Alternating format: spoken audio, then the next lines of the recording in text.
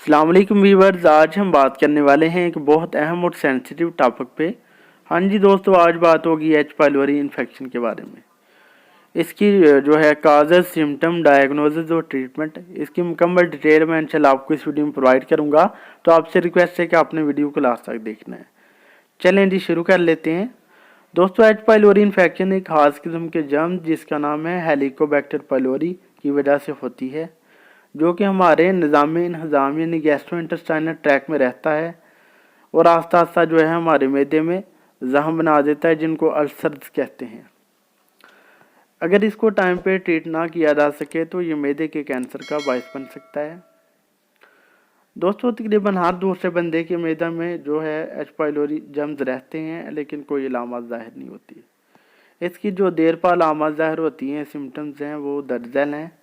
उसमें पेशेंट को heart burn हो सकती है, अब्डोमिनल पेन हो सकता है, नौजिया एंड वामिटिंग यानी उल्टी और मतली आ सकती है, भूख की कमी हो सकती है, ब्लॉटिंग हो सकती है, वेट लॉस हो सकता है, सीवियर किस्म की अब्डोमिनल पेन हो सकती है, ब्लडी एंड ब्लैक कलर के स्टूल आ सकते हैं, ब्लडी एंड ब्लैक कलर की वॉमिट आ सकती है। बात कर लेते हैं इसकी काजेज़ की। तो इसकी जो काजेज़ हैं वो दर्जन हैं। इसमें पेशेंट को जो बायस बनती हैं एच पाइलोरी इन्फेक्शन की, उसमें कंटेमिनेटेड फूड एंड वाटर आ जाता है। इसके अलावा कुछ डायरेक्ट कांटेक्ट से भी ये फैल सकती है, जैसा कि सलाइवा, वॉमिट एंड स्टूल। बात कर लेते हैं रिस्क फैक्टर की। कौन से रिस्क फैक्टर जो हैं वो एच पाइलोरी इन्फेक्शन के बायस बनते हैं।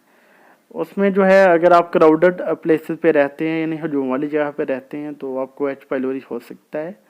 अगर आप ऐसी जगह पे रहते हैं जहाँ पे गंदे पानी की सप्लाई आती है तो ये भी एक वजह हो सकती है। अगर आप अनडेवलप कंट्री यानी तरक्की पजीर ममालिक में रहते हैं तो ये भी एक वजह हो सकती है। अगर आप एच पाइलोरी पॉजिटिव वाले फर्द के साथ रहते हैं तो ये भी एक रिस्क फैक्टर हो सकता है एच पाइलोरी का। बात कर लेते हैं इसकी कॉम्प्लिकेशंस की। तो इसकी कॉम्प्लिकेशन में फर्स्ट ऑफ ऑल आ जाते हैं अल्सर्स। एच पाइलोरी जो है हमारे मैदे और छोटी आंत की अंदरूनी दीवार को डैमेज कर सकता है।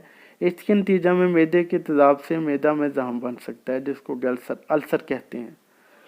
नंबर 2 पे जो है मैदे की दीवार की सोजिश हो सकती है यानी गैस्ट्राइटिस। इस इन्फेक्शन से मैदा मुतासर होता है। इसके नतीजे में इरिटेशन, स्वेलिंग हो जाती है, जिसको गैस्ट्राइटिस कहते हैं।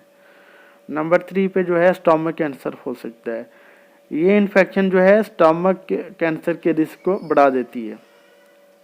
बात कर लेते हैं इसकी डायग्नोसिस की कि कुछ किस तरह इसको डायग्नोस किया जा सकता है।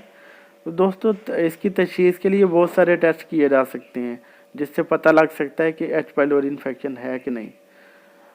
अगर आपको एच पाइलोरी डिटेक्ट होता है और आपने अपना ट्रीटमेंट करवाया है तो ट्रीटमेंट करवाने के बाद आपको दोबारा जो है डिटेक्शन के लिए टेस्ट करवाना चाहिए, ताकि मालूम हो सके कि आपके जो बॉडी में दोबारा तो नहीं कहीं हेलिकोबैक्टर पाइलोरी जर्म्स, अगर आपकी बॉडी में ये जर्म मौजूद है तो ये रिकरेंट एच पाइलोरी इन्फेक्शन का बायस बन सकते हैं। टेस्ट करने के तरीके दर्जन हैं। नंबर 1 पे आ जाता है ब्लड टेस्ट। ब्लड टेस्ट में जो है वो स्क्रीनिंग टेस्ट किया जाता है, जिसमें पॉजिटिव एंड नेगेटिव शो होता है, यानी पता चल सकता है कि एच पाइलोरी है कि नहीं। नंबर 2 पे जो है स्टूल टेस्ट आ जाता है। स्टूल टेस्ट में stool antigen test and stool PCR test करवाया जा सकता है। नंबर 3 पे आ जाता है ब्रीथ टेस्ट जिसको यूरिया ब्रीथ टेस्ट भी कहते हैं। इसमें कार्बन मालिक्यूल पर मुश्तमिल कुछ पिल्स या फिर लिक्विड वगैरह पेशेंट को निगलने के लिए कहा जाता है। जब वो निगल लेता है तो अगर तो उसको इन्फेक्शन हुई, उसके स्टमक में एच पाइलोरी इन्फेक्शन होगी, तो फिर जो कार्बन है वो में उसके स्टमक में रिलीज हो जाएगी, जिससे आइडिया हो सकता है कि इसको एच पाइलोरी इन्फेक्शन है। इसके अलावा जो है लास्ट पे एंडोस्कोपिक टेस्ट किया जाता है। वो कैमरा वाली नाली डाली जाती है मैदा में और देखा जाता है कि इसके मैदे में जख्म तो नहीं, वो एच पाइलोरी जर्म्स वगैरह तो नहीं है। ये इसकी जो थी डायग्नोसिस। अब बात करते हैं इसके ट्रीटमेंट की। तो इसके ट्रीटमेंट में दोस्तों मुख्तलिफ किस्म की राय पाई जाती हैं। इसमें 2 किस्म की एंटीबायोटिक ड्रग दी जाती हैं और साथ में दर्ज झैल में से कोई एक मेडिसिन शामिल कर ली जाती है। वो कौन सी मेडिसिन है जो साथ में शामिल की जा सकती हैं। उसमें नंबर 1 पे पीपीआई आ जाते हैं, यानी प्रोटॉन पंप इनहिबिटर्स। इनका काम होता है कि ये जो हमारे मैदे में तेज़ाब बनता है उसको रोक देते हैं। इसमें ओमेप्राजोल, एसमेप्राजोल, पेंटोप्राजोल, लैंसोप्राजोल और डेक्सलैंसोप्राजोल शामिल हैं। इसके अलावा जो है नंबर 2 पे बिस्मथ सब सैलिसिलेट दिया जा सकता है।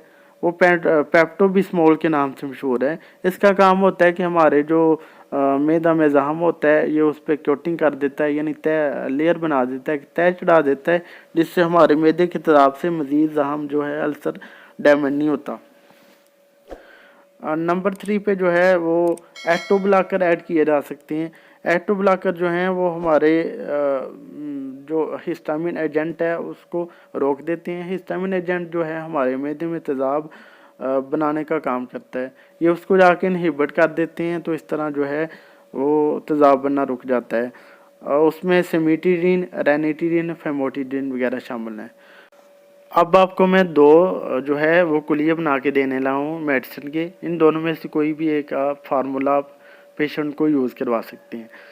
उसमें आप जो है टैबलेट क्लैरिथ्रोमाइसिन 500 mg की टैबलेट बीडी में दें। टैबलेट मेट्रोनिडाजोल 400 mg की टैबलेट टीडीएस में दें। और कैप्सूल एसमेप्राजोल 20 mg बीडी में दें बिफोर मील। ये मेडिसिन आप जो है 14 डेज़ के लिए दें। या फिर आप दूसरी मेडिसिन दे सकते हैं, जैसा कि कैप्सूल अमॉक्सिसिलिन 500 mg का कैप्सूल जो है वो बीडी में दें। टैबलेट मेट्रोनिडाजोल 400 mg की टैबलेट टीडीएस में दें। और साथ में जो है कैप्सूल एसमेप्राजोल 20 mg का बीडी में दें। ये भी आप 14 डेज़ के लिए दें। 14 दिन बाद जो है पेशेंट को फॉलोअप पे बुला लें और पूछें उसकी सिम्टम्स की क्या सूरत हाल है। फिर 7 दिन का ट्रीटमेंट आप मज़ीद ऐड कर सकते हैं। मोमन 14 to 21 डेज़ का ट्रीटमेंट जो है वो किया जाता है एच पाइलोरी इन्फेक्शन का। ये ट्रीटमेंट करने के बाद आप उसका टेस्ट दोबारा करवाएं और देखें कि उसके जो हैं जर्म्स वगैरह ख़त्म हुए हैं कि नहीं।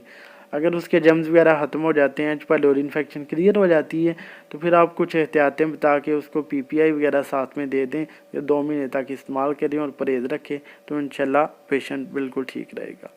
ये था एक ट्यूटोरियल एच पाइलोरी इन्फेक्शन का। उम्मीद है आपको हमारी वीडियो पसंद आई होगी। अगर हमारी वीडियो पसंद आई है तो प्लीज़ इसे लाइक और शेयर कीजिएगा। हमारे चैनल नईम हेल्थ केयर को सब्सक्राइब कर दें और साथ वाले बेल आइकन को दबाना ना भूलें, ताकि हर नई वीडियो की जो नोटिफिकेशन है आपको टाइम पे मिल सके। आप इजाज़त दीजिए अपने दोस्त नईम अहमद को। मिलते हैं नेक्स्ट वीडियो में। अपना ख्याल रखिएगा। ओके जी, अल्लाह।